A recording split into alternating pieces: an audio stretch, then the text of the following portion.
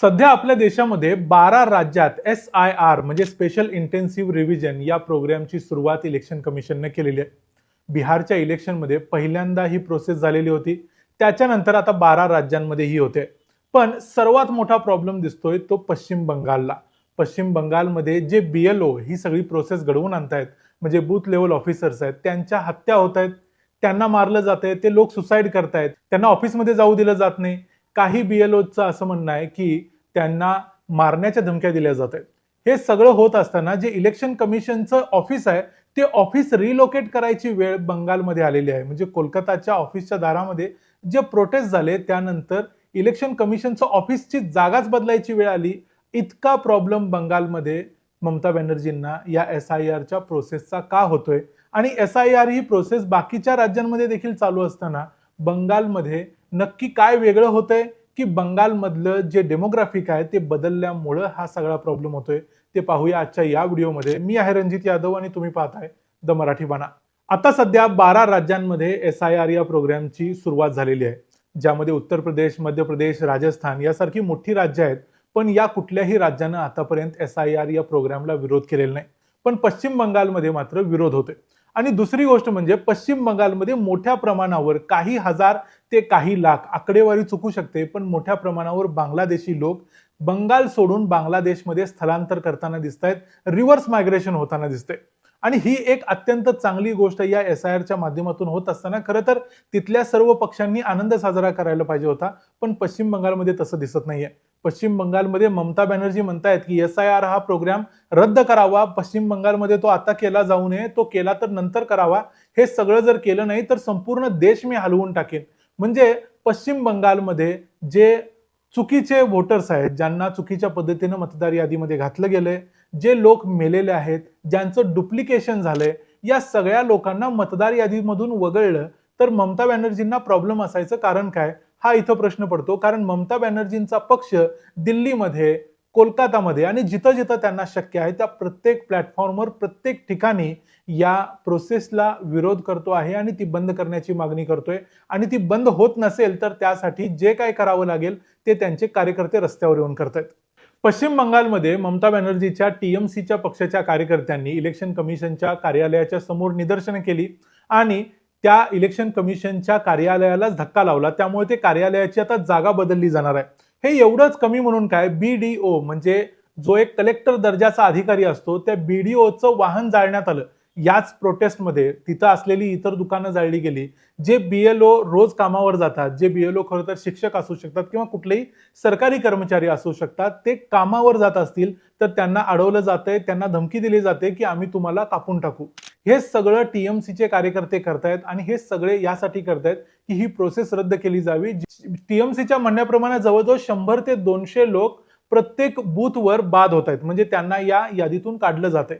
म्हणजे हे लोक असे लोक आहेत का की ज्यांचा या मतदान यादीमध्ये असायचा अधिकार नाही, पण TMCला वाटतंय की ते असले पाहिजेत कारण ते लोक TMCला मतदान करणार आहेत. म्हणजे नक्की काय होतंय ते समजत नाही. कारण या बंगालच्या सरकारनं जो BLOचा पगार असतो जो 6,000 रुपये पूर्वी होता आणि आता इलेक्शन कमिशननं ठरवल्यानुसार जो आता 12,000 रुपये असणार आहे. दुसरी गोष्ट म्हणजे या BLOना जी सिक्युरिटी प्रोव्हाइड केली जायला पाहिजे ती देखील सरकार द्यायला तयार नाही. बंगाल सरकारच्या या सगळ्या मागण्यांच्या विरोधात इलेक्शन कमिशननं खरं तर माघार न घेता उलट या सगळ्यांना उत्तरं दिलेली आहेत आणि उत्तरं वेगवेगळ्या पद्धतीने दिलेली आहेत. म्हणजे ज्या BLOना सुरक्षा द्यायला पाहिजे त्यासाठी त्यांनी बंगालच्या DGPना एक पत्र लिहिलंय आणि सांगितलंय की प्रत्येक BLO जो तिथं काम करण्यासाठी जातोय त्या BLOला तुम्ही सुरक्षा द्या. त्यासाठी जे काही करायला लागेल, जो खर्च करायला लागेल तो करायची तयारी बंगालच्या सरकारनं ठेवली पाहिजे. सध्या ममता बॅनर्जी ती द्यायला तयार नसल्या तरी त्यांना ती द्यावी लागेल कारण इलेक्शन कमिशनचा हा आदेश आहे. याशिवाय इलेक्शन कमिशननं सांगितलंय की जे कोणी या मतदार यादीमध्ये असणार आहेत त्या प्रत्येकाचा आधार आता कंपल्सरी असणार आहे, पण त्यासोबत इतर जे 12 डॉक्युमेंट्स आहेत त्या डॉक्युमेंट्स पैकी एक डॉक्युमेंट्स असलंच पाहिजे. म्हणजे नवीन नोंदणीसाठी आधार लागेल, पण जे जुने मतदार आहेत त्यांचं आधार असेल आणि इलेक्टोरल रोलमध्ये त्यांना स्थान द्यायचं असेल तर तसं केलं जाणार नाही. तिसरी गोष्ट इथं होणार आहे ती म्हणजे 2002 साली पहिल्यांदा SIR प्रोग्राम हा संपूर्ण देशभरासाठी लागू केला होता आणि त्या मतदार यादीमध्ये जे कोणी असतील त्या लोकांसाठी SIR ही प्रोसेस आत्ता लागू केली जाणार नाही. हे आम्ही तुम्हाला या अगोदरच्या व्हिडिओमध्ये देखील सांगितलंय. पण आता जे नवे मतदार असतील त्यांना किमान आई वडील किंवा कुणीतरी आपल्या नात्यामधलं आई वडील किंवा त्यांचे आई वडील यांच्यामध्ये कुणीतरी या मतदार यादीमध्ये असणं कंपल्सरी आहे. जे लोक या मतदार यादीमध्ये 2002च्या SIR नुसार नसतील त्यांना पुन्हा नव्यानं आपलं नागरिकत्व सिद्ध करावं लागेल, तरच त्यांना मतदार यादीमध्ये स्थान मिळेल. याशिवाय 10 नवे IAS ऑफिसर स्पेशली बंगालसाठी, बंगालच्या त्या 23 जिल्ह्यांसाठी नियुक्त करण्यात येणार आहेत, जे ऑब्झर्व्हर म्हणून काम करतील की कशा पद्धतीनं बंगालमध्ये ही प्रोसेस पार पाडली जाते.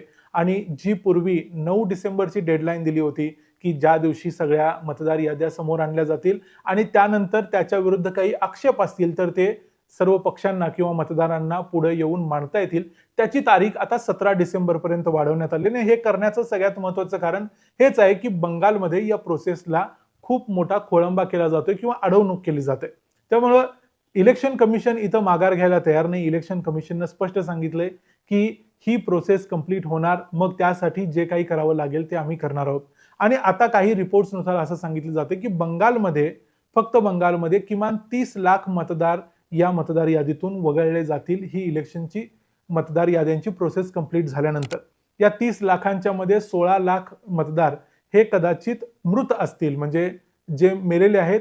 पण इतर 14 लाख मतदार हे कदाचित बांगलादेशी असतील, रोहिंग्या असतील किंवा इतर असे लोक असतील ज्यांचा मतदान करण्याचा खरं तर बंगालमध्ये अधिकार नाही, पण त्यांनी मतदार यादीमध्ये कुठल्याही वेगवेगळ्या पद्धतीनं स्थान मिळवलेलं आहे.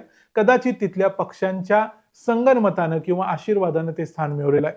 याच्या अगोदर काही इंटरव्ह्यूजमध्ये काही मतदारांनी, जे बांगलादेशी होते, त्यांनी सांगितलं होतं की आम्ही या अगोदर देखील बंगालमध्ये TMCला मतदान केलेलं आहे आणि आम्हाला त्यांनीच आधार कार्ड मिळवून दिलं होतं. या सगळ्या गोष्टी आता समोर येत आहेत आणि ममता बॅनर्जींचा हा प्रॉब्लेम का आहे ते देखील समोर येतंय. त्यामुळं SIR ची प्रोसेस कंप्लीट 17 डिसेंबरला झाल्यानंतर किती लोकांना यातून वगळलं जातंय ते आपण पाहणार आहोत. याबद्दलचा अपडेटेड व्हिडिओ मी तुमच्याकडे घेऊन येईन. तोपर्यंत इथंच थांबूया. याबद्दल तुमचे काही प्रश्न असतील, तुम्हाला काही मी सांगायचं राहिलं असं वाटलं असेल तर ते तुम्ही कमेंट्समध्ये जरूर सांगा. व्हिडिओ आवडला असेल तर व्हिडिओला लाईक करा, चॅनलला सबस्क्राईब करा. पुन्हा भेटू पुढच्या व्हिडिओमध्ये. तोपर्यंत पाहत राहा द मराठी बाणा. जय हिंद, जय महाराष्ट्र.